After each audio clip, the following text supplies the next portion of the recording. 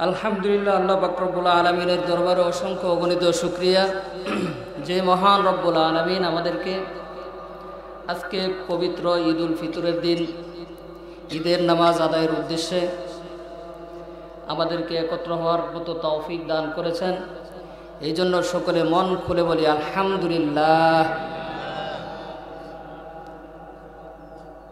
আমরা যে ঈদের জামাতে নামাজ আদায়ের জন্য ঈদগাহে আসলাম, এতে কি বেজার না খুশি? কেমন খুশি? কম না বেশি?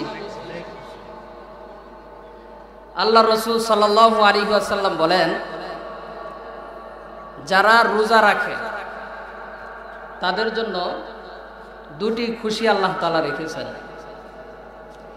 একটা খুশি হলো যখন তারা রমজান মাসে রোজা রাখার পরে সকলে মিলে ঈদগাহে আসে নামাজ আদায়ের জন্য, তখন তাদের মধ্যে একটা খুশি, একটা আনন্দ কাজ করে।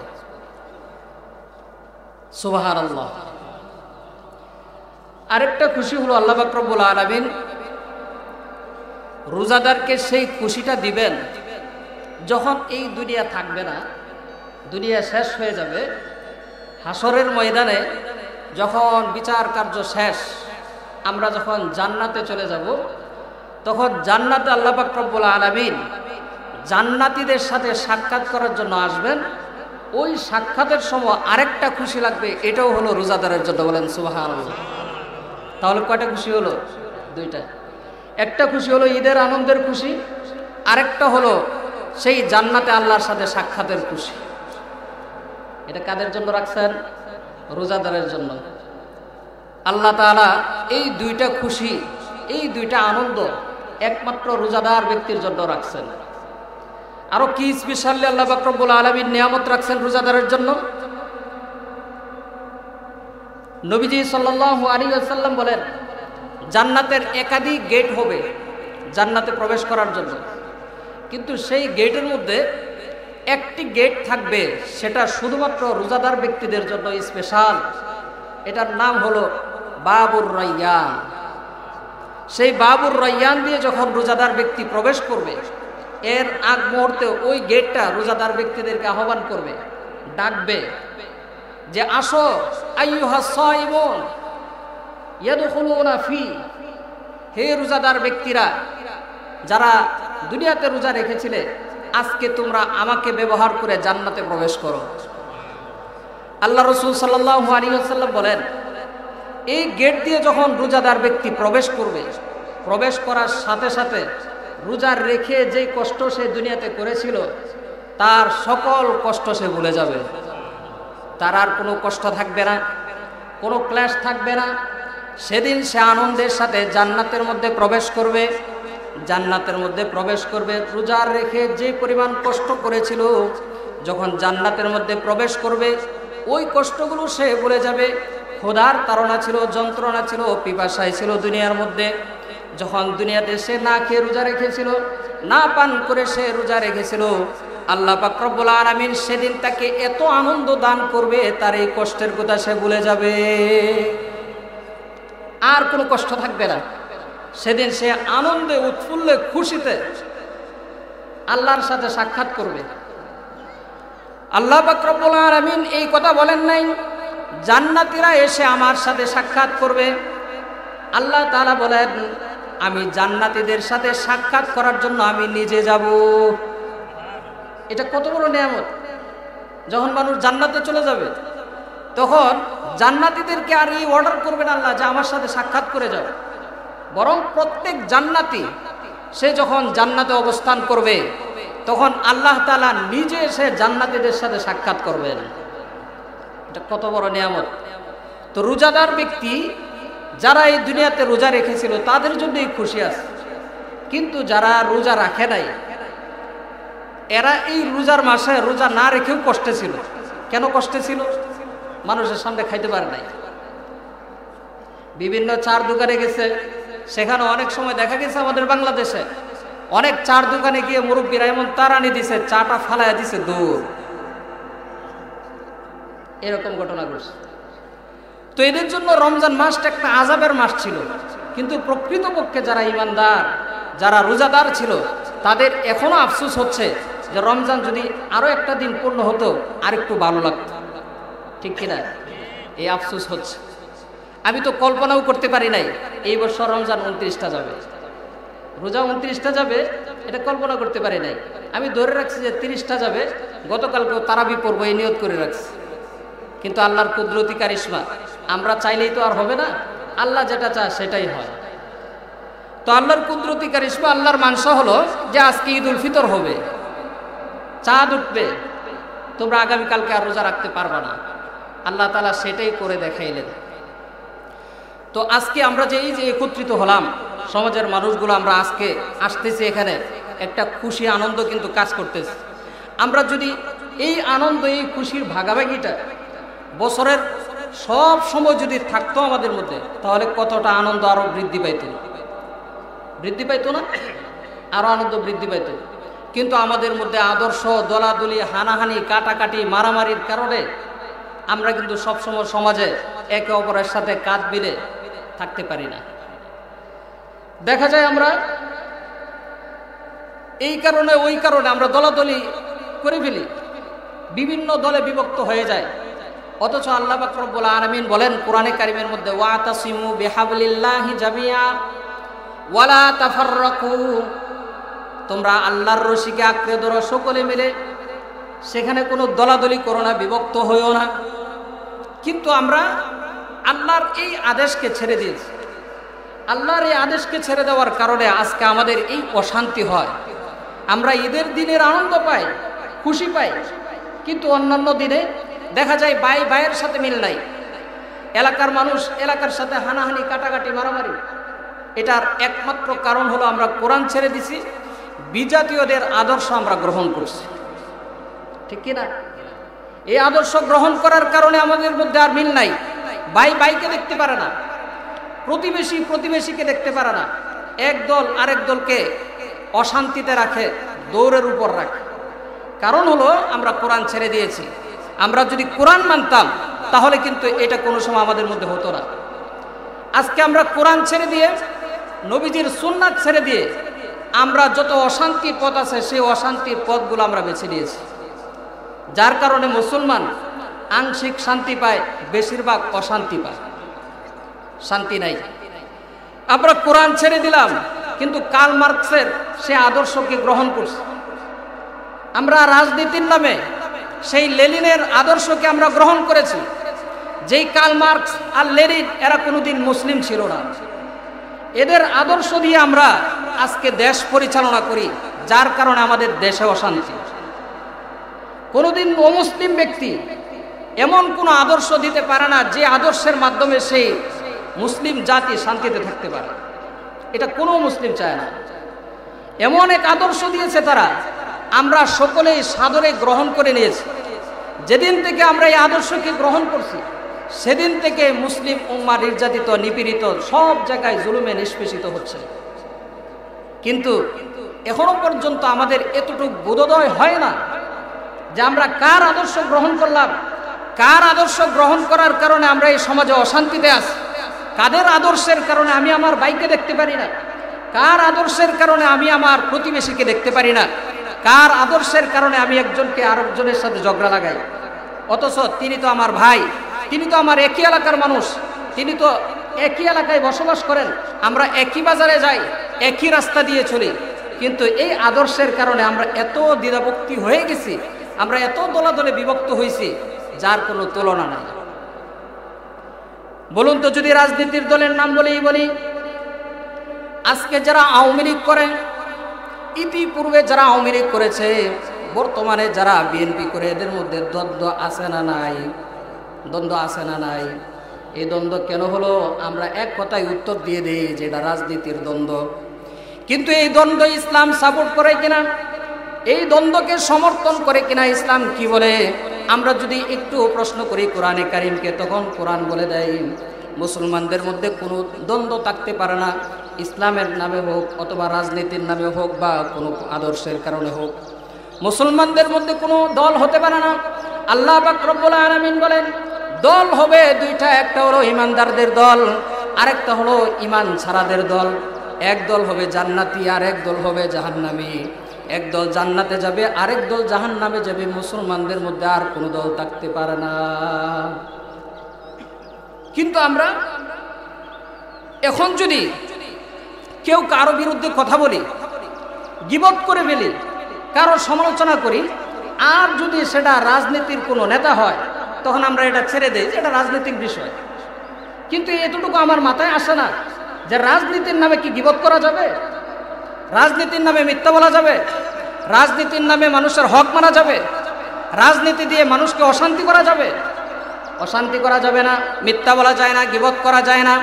কিন্তু আমরা এমনভাবে মেনে নিচ্ছি, এই দল যদি ক্ষমতায় আসে অন্য দলের গীবত, অন্য দলের সমালোচনা, আবার আরেক দল আসে আরেক দলের গীবত সমালোচনা শুরু করে দেয়। আর আমরা এটাকে স্বাভাবিক মানে মেনে নিয়েছি যে এটা হলো রাজনীতির ব্যাপার। আমরা যেদিন থেকে এই পচা নোংরা নীতিগুলো আমরা আদর্শ রূপে গ্রহণ করেছি, সেদিন থেকে মুসলিম উম্মার অধঃপতন শুরু হয়েছে। যেদিন থেকে উম্মতের উলামায়ে কেরাম তারা রাষ্ট্রযন্ত্রকে ছেড়ে দিয়েছে, তাদের হাতে যে অস্ত্র ছিল সেই অস্ত্রকে ছেড়ে দিয়েছে, সেদিন থেকেই মুসলিম জাতির উপর নির্যাতন অত্যাচার করা শুরু হয়েছে। যারা অমুসলিম এরা কোনোদিন মুসলমান শান্তিতে থাকুক এটা চায় না, এবং তাদের এই আদর্শগুলো এই জন্যই। না হলে দেখেন আমাদের দেশে কতগুলো মামলা, কতগুলো ঝগড়া আমরা মুসলমানরা শুধু ধর্মের কারণে করি। এরকম কোনো ধর্মীয় দাঙ্গা বাংলাদেশে হয়েছে? হয় নাই। কিন্তু রাজনীতির নামে হামলা মামলা হয়েছে কিনা? কি পরিমাণ হয়েছে, এর কোনো অন্ত নাই। হাজার হাজার লক্ষ লক্ষ মামলা আছে এই দেশে, যে মামলাগুলো শুধু রাজনৈতিক মামলা। রাজনীতির নামে যে পরিমাণ এই দেশের মধ্যে ধ্বংসযজ্ঞ চালানো হয়, ভাঙচুর চালানো হয়, অন্য কোনো কারণে এই পরিমাণ ধ্বংসযজ্ঞ হয় না, অন্য কোনো কারণে দেশের অর্থ ক্ষতি হয় না। আমরা এমন এক জাতির আদর্শকে গ্রহণ করেছি, এদের আদর্শ গ্রহণ করার কারণে আমাদের মধ্যে এত সমস্যা, দেশের সমস্যা, সমাজের সমস্যা, ব্যক্তিগত সমস্যার অভাব নাই। কিন্তু আমরা যদি এক থাকতে পারতাম, আর সেই লেনিন আর কার্ল মার্কসের এই আদর্শ যদি গ্রহণ না করতাম, কোরআনকে ধরতাম, সুন্নতকে ধরতাম, তাহলে আমাদের মধ্যে কেউ দলাদলি সৃষ্টি করতে পারতো না। আমরা শান্তিতে থাকতাম, আমাদেরকে সবাই ভয় পাইতো, ঠিক কিনা? কিন্তু আজকে আমরা এই আদর্শে নাই, যার কারণে দেখা যায় এই দেশ আমাদেরকে হুমকি দেয়, ওই দেশ হুমকি দেয়, অথচ এই দেশের মধ্যে ইমানদারের অভাব নাই। কত মানুষ সকলেই ইমানের দাবিদার, সকলেই মুসলমান, আল্লাহকে বিশ্বাস করে স্বীকার করে, কিন্তু মুসলিমকে ভয় পায় না। কারণ জানে এরা আমাদের আদর্শে আদর্শবান, আমরা যেটা বলবো সেটাই করবে, এই জন্য এরা ভয় পায় না। এরা আগে ভয় পাইতো যখন এদের আদর্শকে আমরা গ্রহণ না করেছিলাম। যতদিন পর্যন্ত উলামায়ে কেরামের হাতে অস্ত্র ছিল, যতদিন তারা দেশ পরিচালনা করেছিল, বিজাতীয়রা কোনোদিন সেই সাহস করতে পারে নাই মুসলমানদের উপর আক্রমণ করবে। এমনকি যখন আক্রমণ করার সুযোগ পায় না, তারা সুযোগ খুঁজে নেওয়ার জন্য মুসলমানদেরকে, বিশেষ করে আলেমদেরকে জঙ্গি বলে সমাজের মধ্যে, দেশের মধ্যে প্রচার করেছে। কিন্তু আসলেই যারা দেশপ্রেমিক, যারা যুদ্ধ করে এই দেশের মধ্যে শান্তি প্রতিষ্ঠা করে, বিভিন্ন মুসলিম কান্ট্রিতে যারা উলামায়ে কেরাম মুজাহিদ রয়েছেন, তারা কি আসলে জঙ্গি না? তারা আসল হলো মুজাহিদ, দেশ রক্ষার্থী, তারা হলো দেশ রক্ষাকারী। কিন্তু ওরা জানে যে কোরআন ছাড়া এদেরকে কোনোদিন আমরা পরাজিত করতে পারবো না। যেদিন এরা কোরআনকে বাদ দিবে, সুন্নাহকে বাদ দিবে, এদিনে আমরা পরাজিত করতে পারবো।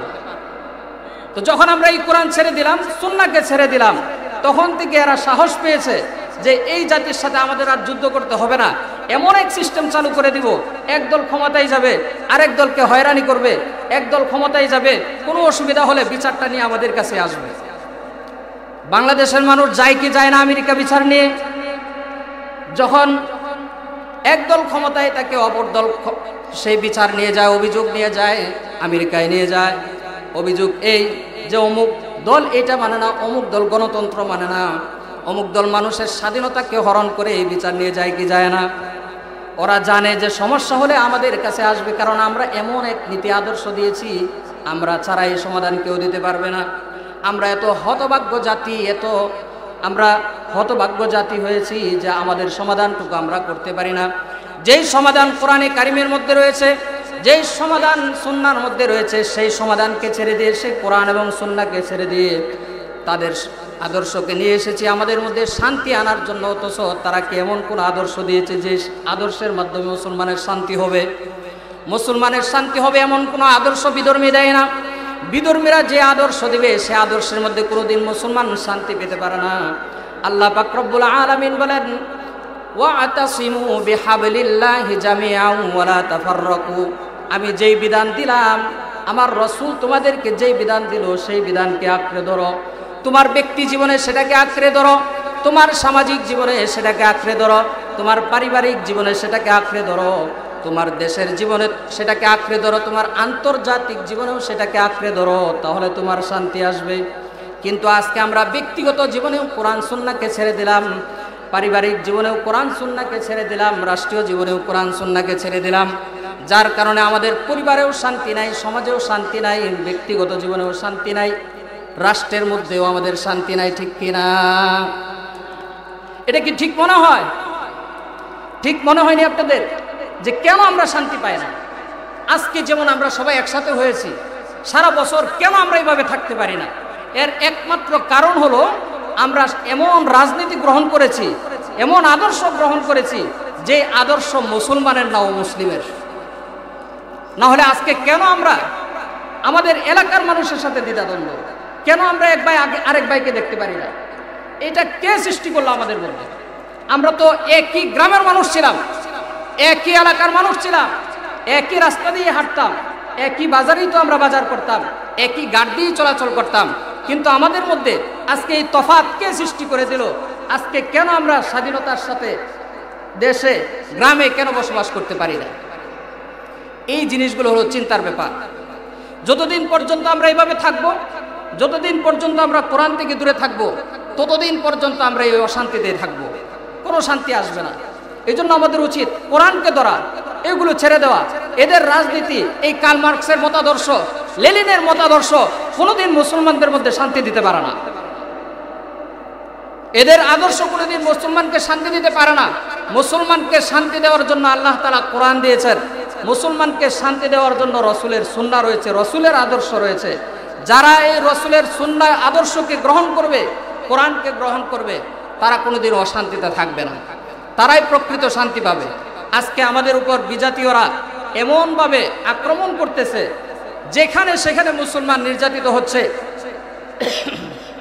ফিলিস্তিন বলেন, চীন বলেন, মায়ানমার বলেন, ভারত বলেন, ভারতে 30 কোটি মুসলমান হওয়া সত্ত্বেও আজকে মুসলমান নির্যাতিত। কারণ হলো আমরা কোরআন সুন্নাহ থেকে দূরে সরে গিয়েছি। দেশে দেশে আজকে মুসলমানদের উপর নির্যাতন করা হচ্ছে, তারা নির্যাতিত হচ্ছে। এর 1 নম্বর কারণ হলো আমরা কোরআন সুন্নাহ থেকে দূরে, কোরআনকে মানি না, সুন্নাহকে মানি না।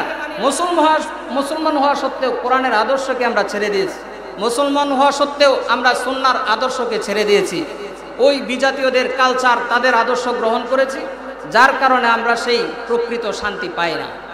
যদি আমরা ওটা গ্রহণ করতাম, কোরআন সুন্নাহকে গ্রহণ করতাম, আর এদের আদর্শগুলি যদি ছেড়ে দিতে পারতাম, এদের আদর্শগুলি যদি সেই বুড়িগঙ্গায় নিক্ষেপ করতে পারতাম, তাহলে আমাদের মধ্যে শান্তি আসত। কিন্তু আমরা সেটা কিন্তু করি নাই। আমরা সাদরে গ্রহণ করছি রাজনীতি, এমন এক রাজনীতি গ্রহণ করছি, রাজনীতি তো নাই, বরং পেট নীতির চেয়েও খারাপ। কথা বলেন না কেন? আসতে বলতেছেন, জুড়ে বলেন। যারা আসতে বলবে তারা মনে হয় ওই দলের, অথবা তারা ওটার অনেক মহব্বত করে, নাহলে তারা কেন আসতে বলে? রাজনীতিকে যতদিন পর্যন্ত ছাড়তে না পারবেন, ততদিন পর্যন্ত আমাদের মধ্যে শান্তি আসবে না। এই দ্বিধাভক্তির রাজনীতি যেদিন ছাড়বেন, কোরআনকে ধরবেন, সুন্নাহকে ধরবেন, সেদিন আমাদের মধ্যে শান্তি আসতে পারে। আপনার লেনিন আর কার্ল মার্কসের আদর্শ গ্রহণ করবেন আর শান্তি খুঁজবেন, শয়তানেও হাসে, জীবনেও সম্ভব না, এটা পারবেন না। মনে করবেন না ছোট হুজুর এত বড় বড় কথা বলে, এটি পড়ে আসছি এবং দেখতেছি, আপনারাও দেখতেছেন, এভাবেই চলতেছে। আজকে বিশ্বের মধ্যে দেখেন কত মুসলিম রাষ্ট্র, বড় বড় মুসলিম রাষ্ট্রের মধ্যে আজকে যে আমেরিকার আদর্শ আমরা গ্রহণ করেছি, সেই আমেরিকায় মুসলমানদের মধ্যে অশান্তি সৃষ্টি করে রাখছে। ফিলিস্তিনের মধ্যে যে যুদ্ধ হচ্ছে, ফিলিস্তিন যারা ওই দেশের নাগরিক, গাজার মধ্যে যারা আজকে নির্যাতিত হচ্ছে, ফিলিস্তিনের নাগরিক যারা, আজকে তাদেরকে তাদের দেশ থেকে বের করে দেওয়া হচ্ছে। তাদের কি অপরাধ বলেন? সেখানে কারা এই হত্যাযজ্ঞ চালাচ্ছে, কারা এই ধ্বংসযজ্ঞ চালাচ্ছে? এর মধ্যে পরোক্ষ এবং প্রত্যক্ষভাবে আমেরিকা সাপোর্ট করছে। আমেরিকা যদি সাপোর্ট না করতো তাহলে তাদের মধ্যে এই ঝগড়া হয় না। ইসরায়েলের এত শক্তি নাই, কারণ এরা ইহুদি জাতি। এই ইহুদি জাতি চির অভিশপ্ত জাতি। আল্লাহর কোরআন বলে, দুরিবাত আলাইহিমুদ দিল্লাতু ওয়াল মাসকানা, এরা যতদিন এই পৃথিবীতে থাকবে ততদিন পর্যন্ত এরা অবরুদ্ধ থাকবে, এদের কোনো শক্তি থাকবে না। কিন্তু আজকে আমরা এদের যে শক্তি দেখতেছি, এই শক্তি হলো আমেরিকার শক্তি, এই শক্তি হলো ব্রিটেনের শক্তি, এই শক্তি হলো পশ্চিমা দেশগুলোর শক্তি। এদের কোনো শক্তি নেই। একদিকে এরা বলে যে আমরা পৃথিবীতে শান্তি কায়েম করতে চাই, অথচ এরা কিন্তু শান্তি কায়েম করতে চায় না। যদি পৃথিবীর মধ্যে শান্তি কায়েম করতে চায় তাহলে সেই ফিলিস্তিনের মধ্যে কেন যুদ্ধ করে? যদি পৃথিবীর মধ্যে শান্তি কায়েম করতে চায় তাহলে মায়ানমারে কেন মুসলমানদের উপর নির্যাতন চালানো হলো? যদি পৃথিবীর মধ্যে শান্তি কায়েম করতে চায় তাহলে ভারতের মধ্যে কেন মুসলমানদের উপর নির্যাতন করা হয় আর ওরা কেন বাধা দেয় না? মুসলমান কি এরা কি কোনো জাতি না? এরা কি মানুষ না? এরা কোনো প্রাণী না? এদেরকে কেন হত্যা করা হয়? আজকে আমরা যত দ্বিধাভক্তি হয়ে যাব, যত আমাদের মধ্যে মনোমালিন্য হবে, আমরা যত দলে দলে বিভক্ত হব, এগুলো না ছাড়বো, ততদিন পর্যন্ত আমরা প্রকৃত শান্তি কিন্তু পাবো না। আল্লাহ পাক রব্বুল আলামিন আমাদেরকে বোঝার ও আমল করার তৌফিক দান করুন। আমি যেই কথাটা বলে শেষ করে দিতে চাচ্ছি সেটা হলো, আল্লাহ পাক রব্বুল আলামিন এক আয়াতের মধ্যে বলেন, ওয়ালা তাহিনু ওয়ালা তাহজানু ওয়া আনতুমুল আ'লাউন, যে তোমরা মনোবল হারায়ো না, তোমরা টেনশন করো না, ওয়া আনতুমুল আ'লাউন, তোমরাই বিজয়ী হবে। তোমাদের বিজয় চিরন্তন বিজয়। যদিও সাময়িক তোমাদের কষ্ট হবে, কিছু ভাই শহীদ হবে, কিছু ভাই পঙ্গুত্ব গ্রহণ করবে, কিন্তু চিরন্তন তোমাদের বিজয় হবে, শেষ পর্যন্ত তোমাদের বিজয় হবে। আজকে দেখেন, যত যুদ্ধই হোক দেশের মধ্যে, আফগানিস্তান বলেন, অন্যান্য রাষ্ট্র বলেন, যেখানে আমেরিকা যুদ্ধ করেছিল, কিন্তু শেষ পর্যন্ত মুসলমানদের কাছে তারা কিন্তু টিকতে পারে নাই। আজকে আফগানিস্তানে ইসলামী রাষ্ট্র হয়েছে, সেখানে মুসলমানরা তাদের কোরআন সুন্নাহকে প্রকৃতভাবে সুন্দরভাবে সব জায়গার মধ্যে সেটিং করে নিচ্ছে, সেখানে কোরআন অনুযায়ী দেশ চলতেছে। দেখেন, মুসলমানদেরকে আল্লাহ পাক রব্বুল আলামিন সান্ত্বনা দিয়েছেন যে তোমরা মনোবল হারাইও না, তোমরা টেনশন করো না, বিজয় তোমাদের হবে। এটার একটা প্রেক্ষাপট আছে, শানে নুজুল আছে। আল্লাহ রাসূল সাল্লাল্লাহু আলাইহি ওয়াসাল্লাম উহুদের যুদ্ধে গিয়েছিলেন। সেখানে উহুদের যুদ্ধের মধ্যে আল্লাহ পাক রব্বুল আলামিন যেই যুদ্ধ মুসলমানরা করেছিল, সেই যুদ্ধের ক্ষেত্রে আল্লাহ পাক রব্বুল আলামিন এই আয়াতকে নাজিল করেছিলেন। কেন নাজিল করেছিলেন? এটার একটা শানে নুজুল আপনারা শুনেন, আমি বলি। এই শানে নুজুলটা বলে আমি শেষ করে দিব। যখন উহুদের যুদ্ধ শুরু হয়ে গেল, প্রথম দিকে মুসলমানরা তারা বিজয়ী ছিল।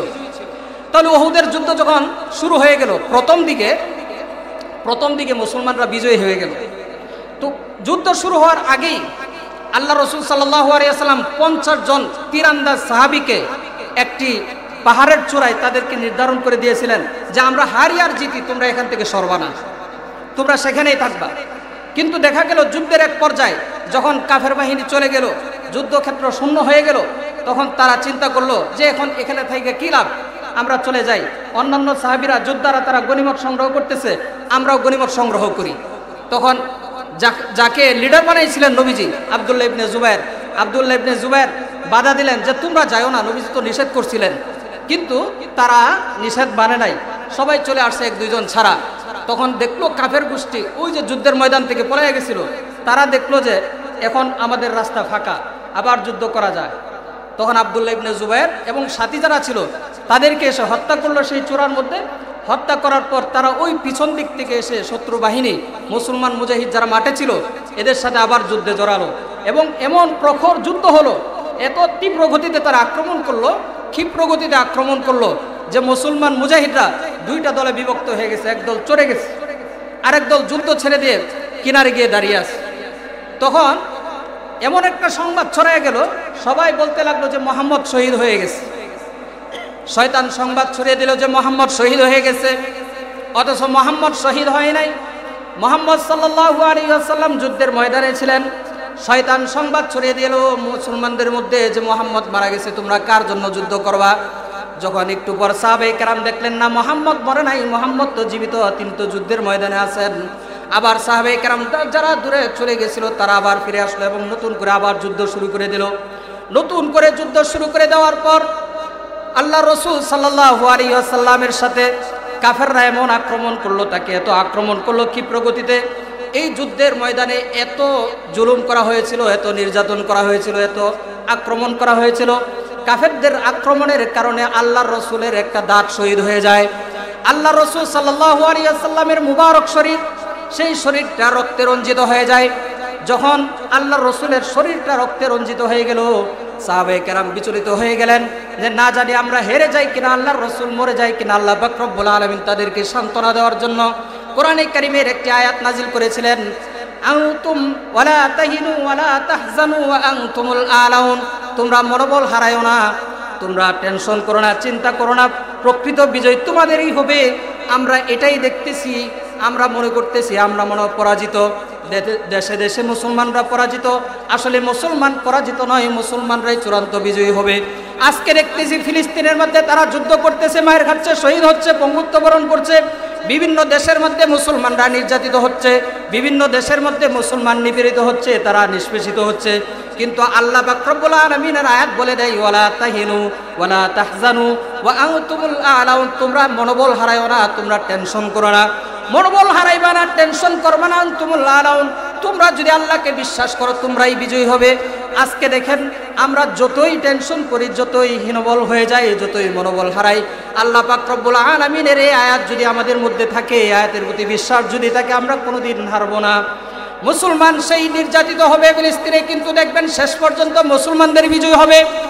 আর এখন পর্যন্ত সেই ফিলিস্তিন বিজয় করার জন্য সালাউদ্দিন আইয়ুবী আসবে না, সেই তাদেরকে নির্যাতন থেকে মুক্ত করার জন্য উমর আসবে না, আবু বকর আসবে না, আলী আসবে না, উসমান আসবে না। যুবক, আমি বলে দেই, আমাদের মধ্যে একজনকে উমর হতে হবে, আমাদের মধ্যে আবু বকর হতে হবে, আমাদের মধ্যে উসমান হতে হবে, আমাদের মধ্যে একজনকে আলী হতে হবে, আমাদের মধ্যে একজনকে মোহাম্মদ বিন কাসেম হতে হবে, আমাদের মধ্যেই সালাউদ্দিন আইয়ুবীর সেই ভূমিকা পালন করতে হবে, আমাদের মধ্যেই কাসেম নানুতুবির সেই ভূমিকা পালন করতে হবে। তাহলেই একমাত্র মুসলমান নির্যাতন মুক্ত হবে। অন্যথায় দেখবেন মুসলমানদের উপর নির্যাতন আর নিপীড়নের স্টিম রোলার চালানো হবে। ঠিক কি ঠিক না?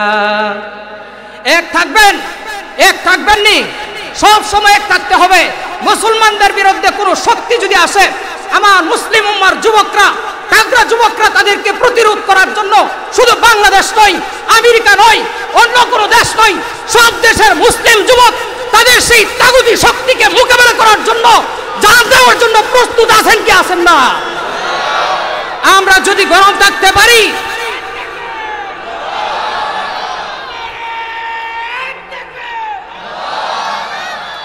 মনে রাখবেন মুসলমান বিড়ালের জাতি নয়, মুসলমান সিংহের জাতি। মুসলমান যদি একবার চেতে যায়, মুসলমান যদি একবার ক্ষিপ্ত হয়ে যায়, তাহলে তাদের সামনে কোনো শক্তি নাই তাদের সামনে মোকাবেলা করার জন্য, ঠিকার জন্য। ঠিক কিনা বলেন? এই জন্য সজাগ থাকবেন, ঘুমন্ত থাকবেন না, জাগ্রত থাকবেন, চেষ্টা করবেন মুসলমানদের বিরুদ্ধে, উলামায়ে কেরামের বিরুদ্ধে, কোরআনের বিরুদ্ধে, সুন্নাহর বিরুদ্ধে, মসজিদের বিরুদ্ধে কেউ যদি আঘাত করার চেষ্টা করে, কটাক্ষ করে কথা বলে, নবীজির শানে কথা বলার চেষ্টা করে, এর হাতকে ঘুরে দেওয়ার চেষ্টা করবো ইনশাআল্লাহ। আল্লাহ তাআলা তৌফিক দান করুন। নাসরুম মিনাল্লাহি ওয়া ফাতহুন করিব ওয়া বাশশিরিল